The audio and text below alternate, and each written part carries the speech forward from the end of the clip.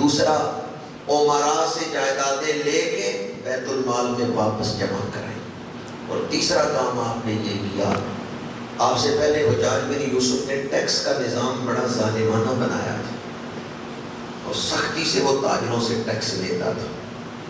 عمر بن عبدالعزیز نے ٹیکس کا نظام آسان کر دیا، جس سے لاکھ روپیہ ٹیکس لیتا تھا نا حجاج بن یوسف، عمر بن عبدالعزیز نے کہا 50,000 دو، ٹیکس آدھا کر دیا، اور ٹیکس کا نظام آسان کر دیا، گنجلک نہیں رہنے دیا، ٹیکس کا نظام آسان کیا اور ٹیکس گھٹایا۔ جب ٹیکس گھٹایا تو پھر پیسے تھوڑے جمع ہونے چاہیے تھے، لیکن آپ حیران ہوں گے کہ جو پہلے ٹیکس چوری کرتے تھے انہوں نے بھی خوشی سے ٹیکس دینا شروع کر دیا۔ تاریخی کتابوں میں موجود ہے بغداد سے 2,80,00,000 درہم کا ٹیکس حجاج بن یوسف کے زمانے میں آتا تھا شام، دمشق میں دارالخلافہ تھا، لیکن جب آئے عمر بن عبدالعزیز تو 12 کروڑ درہم کا ٹیکس پہنچ گئے شام۔ حجاج بن یوسف نے ٹیکس سختی سے لیا، زیادہ لیا، 2,80,00,000۔ عمر بن عبدالعزیز نے ٹیکس کا نظام آسان کیا، 12 کروڑ کا ٹیکس پہنچا۔ آج پاکستان دیوالیہ ہونے کے قریب ہے، تو عمر بن عبدالعزیز کے کردار سے رہنمائی لیں تو سب سے پہلے تو ہمارے حکمرانوں کو پروٹوکول ختم کرنا پڑے گا۔ بجلی کا بل ہم دیتے ہیں، حکمران دیتے ہیں؟ نہیں دیتے، ان کو بھی دینا چاہیے۔ عمر بن عبدالعزیز ذاتی استعمال کے لیے سرکاری مشینری کو استعمال نہیں تھے کرتے۔ آج اگر پاکستان میں لگژری چیزوں کی درآمد ختم ہو جائے، بجلی کی چوری اور گیس کی چوری ختم ہو جائے، اور پاکستانی چیزوں کو استعمال کرنا شروع ہو جائیں، تو ہمیں کوئی خطرہ نہیں ہے کہ ہم دیوالیہ ہوں۔ IMF کے پاس جا کے ہمیں قرضہ مانگنے کی ضرورت ہی نہیں ہے اگر ہم عمر بن عبدالعزیز کے طریقے کو آج بھی اپنا۔ لیکن ہم چاہتے ہیں کہ چونکہ عادتیں بگڑ گئی، اس لیے ہمارے حکمران چاہتے نہیں کہ وہ سادگی اپنائیں یا کوئی مشکل میں پڑے، وہ چاہتے ہیں بس قرض لو اور اس ملک کو چلاتے رہو۔ اب حالات انتہائی ناگفتہ ہیں۔ جس طرح حضرت بیان کر رہے تھے، میں گزشتہ دنوں حرمین شریفین کی حاضری سے واپس آیا ہوں۔ مدینہ منورہ اس ہستی سے ملاقات نصیب ہوئی جن کے والد گرامی کے پاس 20 سال حضور کے روضہ پاک کی چابی رہی۔ سندھ کے بزرگ ہیں، کافی عرصے سے میرے ان کے ساتھ تعلقات ہیں۔ تو عید والے دن ان سے ملاقات ہوئی، انہوں نے فرمایا کل رات آپ مجھے ٹائم دیں، میں آپ کی ملاقات ایک عرب شیخ سے کرواتا ہوں جن کے والد گرامی 20 سال روزے کی چابی ان کے پاس تھی۔ دوسرے دن میں چلا گیا، رات 2 گھنٹے 12 سے لے کے 2 بجے تک ان کے گھر ملاقات ہوئی۔ پہلی بات جو مجھے متاثر کرنے والی تھی وہ یہ کہ انہوں نے اپنا گھر حضور کے والدین کے نام کیا ہوا،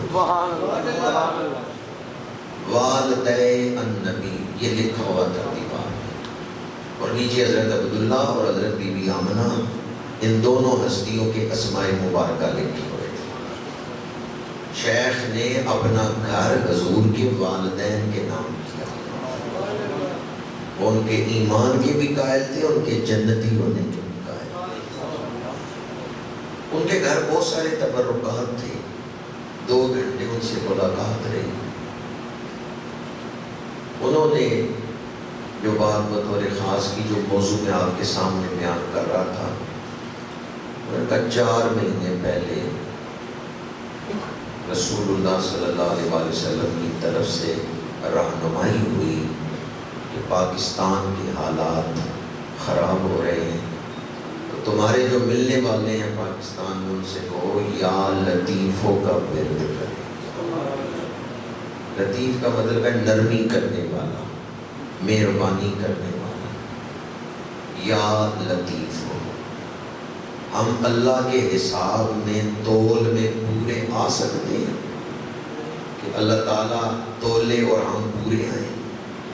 اس لیے سوال کرتے رہنا چاہیے، یا لطیف ہو، اے مہربانی کرنے والے مہربانی فرما، یا لطیف ہو یا لطیف ہو یا لطیف۔ انہوں نے کہا یہ ورد کرنے کا مجھے حکم ملا۔ ابھی چند دن پہلے کہتے ہیں دوبارہ رہنمائی ہوئی کہ اگر پاکستان کے لوگ رجوع اللہ نہیں کرتے تو حالات مزید خراب ہو سکتے ہیں۔ ابھی کوئی پتہ نہیں حالات کیا رخ اختیار کرتے ہیں۔ جو رہنمائی شیخ نے فرمائی، انہوں نے فرمایا کہ ایک تو لوگوں سے کہ رجوع اللہ کریں، یعنی توبہ کریں، گناہوں سے اپنے آپ کو بچائیں اور دھیان دیں اللہ کی طرف۔ اور دوسرا پڑھنے کے لیے انہوں نے وظیفہ بتایا کہ یہ حضور کی طرف سے رہنمائی ہوئی ہے، یا لطیف ہو۔ کیا لفظ ملا ہے؟ ایک دوست ہے جو ارادہ کرے کہ انشاءاللہ روز میں اس کا کم از کم 100 دفعہ دیتے ہیں، 10 منٹ نہیں لگیں گے، ایک تسبیح پڑھے گا یا لطیف ہو، 10 منٹ نہیں لگے گا۔ اپنے ملک کے لیے جن حالات سے اس وقت ہم گزر رہے ہیں، انتہائی ناگفتگو حالات ہیں، یا لطیف میری بہنوں بیٹیوں کو گھروں میں جا کے بتائیں کہ وہ یہ ورد کر کے دعا مانگیں اللہ کی بارگاہ سے۔ 2 گھنٹے شیخ سے ملاقات رہی، اجازت لے کے میں واپس آ گیا، 5-7 منٹ ہوئے ہوں گے واپسی یہ ڈرائیو کرتے ہوئے، شیخ کا فون آ گیا میرے ساتھیوں کو، انہیں کہنے لگے میرا نام لے کے کہ انہیں واپس لے کے آؤ۔ میں واپس گیا تو شیخ نے اپنے تبرکات میں سے منہ مبارک نکال کے مجھے عطا فرمایا۔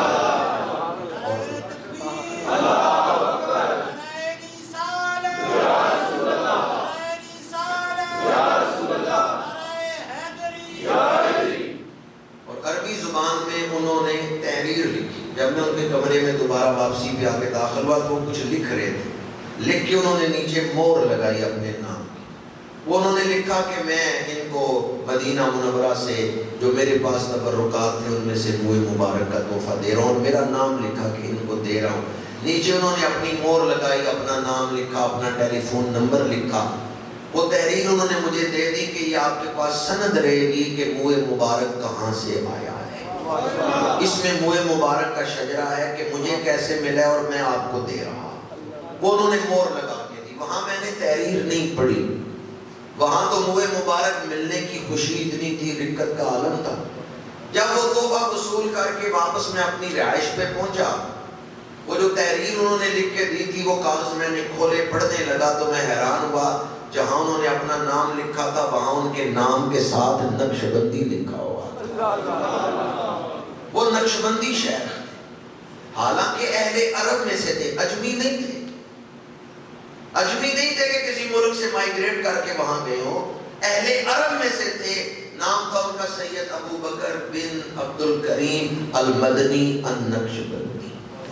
اس دن بہت بڑا مسئلہ حل ہوا کہ بعض لوگ ہمیں تانا دیتے ہیں نقشبندی قادری چشتی یہ بر صغیر میں ہے، عرب میں نہیں۔ میں باوضو مسجد میں بیٹھا ہوں، قرآن پاک میرے سامنے ہے، نقشبندی قادری مدینہ منورہ میں بھی موجود، لیکن چونکہ حکومت دوسرے لوگوں کی ہے اس لیے وہ اپنے گھروں کے اندر ہی احتیاط کے ساتھ اپنے سلسلے چلا رہے ہیں۔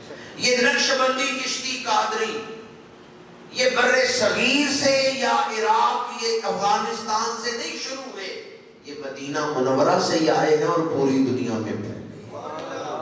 مرکز فیض مدینہ منورہ ہے۔ ہم یہ سمجھتے ہیں کہ شاید وہاں دوسرے عقیدے کے ہی لوگ ہیں اور سارے دوسرے عقیدے کے ہیں، نہیں، کچھ لوگ ہیں دوسرے عقیدے کے، ورنہ نقشبندی بزرگ قادری بزرگ آج بھی مدینہ منورہ میں موجود ہیں، آستانے بھی ان کے موجود ہیں اور وہ اپنے آستانوں پہ میلاد کی محفلیں بھی کرتے ہیں، اہل عرب ہیں اور اپنے نام کے ساتھ نقشبندی لکھ رہے ہیں۔ ایک اور بات جس نے میرے دل کو جھنجھوڑ کے رکھ دیا کہ روزانہ صبح فجر کے بعد جنت البقیع میں حاضری ہوتی، وہ عظیم الشان قبرستان جس میں 10,000 صحابہ کرام کی قبریں ہیں اور اکابر اہل بیت کے مزارات مقدسہ ہیں، تو جنت البقیع کی زمین کو دیکھ کے رشک آتا، اتنے خوش نصیب ہیں جو حضور کے قدموں میں لیٹے ہوئے۔ آج کل وہاں قبر بننا آسان نہیں ہے، گورنر مدینہ کی اجازت کے بغیر وہاں آج کل قبر نہیں بن سکتی۔ اگر وہاں کوئی حاجی فوت ہو جائے تو جو قبرستان شہدائے احد کے پاس ہے وہاں دفنایا جاتا ہے۔ جنت البقیع میں دفنانے کے لیے گورنر مدینہ کی اجازت ضروری ہے۔ دل میں رشک آتا تھا کہ اگر یہاں اجازت ہوتی مٹی اٹھانے کی تو میں تھوڑی سی مٹی اٹھا کے لے جاتا پاکستان، وصیت کر جاتا کہ وہاں تو دفن نہیں ہوئے، یہاں قبر میں وہاں کی مٹی تو رکھ دیں۔ لیکن جنت البقیع سے مٹی اٹھانے کی اجازت نہیں۔ اگر اجازت ہوتی تو جتنے زائرین وہاں حاضری دیتے ہیں وہ تو کتنی مٹی اٹھا کے لے آتے۔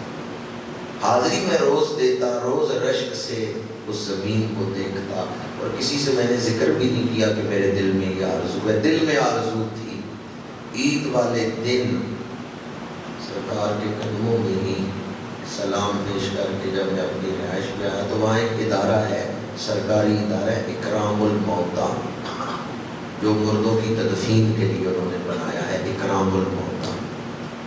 اس کا ایک ملازم میری رہائش پہ آیا اور نام پوچھتے ہوئے تو اس نے کہا کہ کل میں آپ کو جنت البقیع سے مٹی لا کے تحفہ دوں گا۔ میں نے اپنے ساتھیوں سے کہا بھی آج تک تو میں نے یہ بات دل میں رکھی ہوئی تھی، کسی سے بیان نہیں کی تھی، لیکن یہ ملازم خود آ کے مجھے کہہ رہا ہے کہ کل میں آپ کو مٹی لا کے دوں گا۔ مجھے اگر کوئی یہ کہے کہ حضور کی نظر دلوں پہ نہیں ہے تو میں کیسے مانوں؟ میرا تو تجربہ یہ ہے کہ حضور کی نظر دلوں پہ ہے۔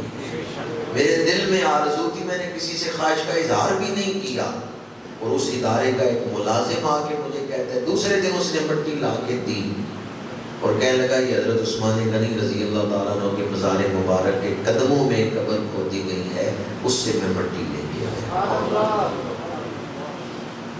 مدینہ منورہ میں ایسے سینکڑوں واقعات ہیں، تاریخ کی کتاب میں اٹھا کے دیکھیں، ایسے سینکڑوں واقعات ہیں کہ دل میں کوئی آرزو ہوئی اور سرکار مدینہ کی توجہ سے پوری کر دی۔ اللہ تعالی ہم سب کو بار بار مدینہ منورہ کی حاضری نصیب فرمائے۔ اجمل یاسین صاحب ایک پاکستانی نعت خوان ہے، انہوں نے اس حوالے سے ایک نعت لکھی ہے، در پہ آئے ہوئے خالی نہیں بھیجے جاتے، رنگ گورے ہیں یا کالے نہیں دیکھے جاتے، در پہ آئے ہوئے خالی نہیں موڑے جاتے، خالی نہیں بھیجے جاتے، رنگ گورے ہیں یا کالے نہیں دیکھے جاتے۔ اللہ تعالی ہم سب کو حرمین شریفین کی لازوال محبت عطا فرمائے۔ جس دل میں حرمین شریفین کی محبت ہے، جب وہ دنیا سے جائے گا تو ایمان لے کے جائے گا۔ حرمین شریفین کی محبت کا تعلق ایمان کے ساتھ ہے۔ جس دل میں مکہ شریف اور مدینہ منورہ کی محبت ہے، مرتے دم زبان پہ کلمہ جاری ہو جائے گا۔ میں اپنی گفتگو کو اس پیغام پر سمیٹتا ہوں۔ توبہ کا وقت ہے، رجوع اللہ کا وقت ہے، دعا کا وقت ہے۔ حکمرانوں کی طرف نہ دیکھیں بلکہ خود اللہ کی بارگاہ میں توبہ کر کے دعا کریں۔ کوئی پتہ نہیں کسی ایک کی دعا سے اللہ پوری قوم پہ کرم فرما۔ ایسا بھی ہوا ہے کئی دفعہ تاریخ میں کہ ایک شخص نے رو کے دعا مانگی ہے، اللہ نے پورے لشکر پہ کرم فرما دیا، پورے لشکر کو فتح عطا فرما دیا۔ تو کوئی شخص بھی اپنے آپ کو حقیر نہ سمجھے، کوئی پتہ نہیں اس کی دعا رب کی بارگاہ میں کیا مقام رکھتی ہے۔ اس لیے میں آپ سب کی بارگاہ میں گزارش کروں گا، آپ سب کی خدمت میں عرض کروں گا، ایک تو یا لطیفوں کا ورد اپنائیں، درود شریف پڑھیں، توبہ کے نوافل پڑھیں اور دعا کریں کہ اللہ کریم اس مشکل گھڑی میں پاکستان کو سرخرو فرمائے، اللہ تعالیٰ پاکستان کو استحکام عطا فرمائے۔ ہم اور کچھ نہیں کر سکتے، دعا تو کر سکتے، اور اگر ہم دعا بھی نہ کریں، اصل عذاب یہ ہے کہ دل سخت ہو جائے اور دعا کو دل نہ کرے۔ یہ دل کا سخت ہو جانا سب سے بڑا عذاب ہے۔ اللہ تعالیٰ دلوں کو نرمی عطا فرمائے۔ لوئے لوئے پر لے کڑیے جے تُت پانڈا پرنا، شام تئی دن شام محمد کار جاندی نہیں ترنا۔ ویسے میرا ایمان ہے کہ انشاءاللہ پاکستان قائم رہے گا۔ پاکستان میں حضور کی نگاہ کرم ہے، سبز پرچم کا تعلق سبز گنبد کے ساتھ ہے، لیکن مشکل کی اس گھڑی میں ہمارا فرض محبت بنتا ہے کہ ہم پاکستان کے لیے دعا کریں۔